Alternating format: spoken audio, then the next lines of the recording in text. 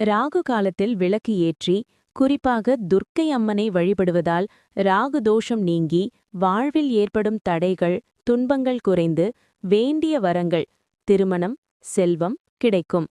மன நிம்மதி உண்டாகும். நீண்ட நாள் பிரச்சனைகள் தீரும் என்பது நம்பிக்கை.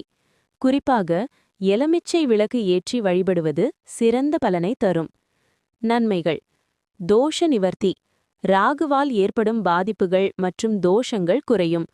நினைத்த காரியம் நிறைவேறுதல். திருமண தடைகள் நீங்கி திருமணம் கைகூடும். செல்வ வளம் பெருகும். மன அமைதி. மனதை ஒருநிலைப்படுத்தி வழிபடும்போது நிம்மதி கிடைக்கும். பிரச்சனைகள் தீர்தல்.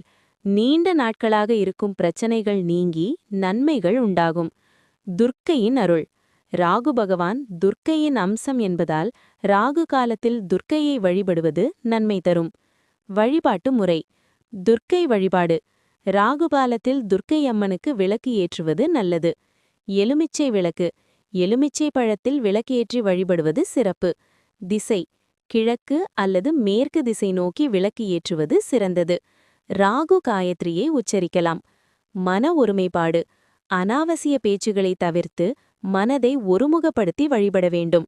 ராகு காலம் என்பது சுபகாரியங்களை தவிர்க்க சொல்லப்பட்டாலும் அது வழிபாட்டிற்குரிய மிக முக்கியமான காலமாக கருதப்படுகிறது.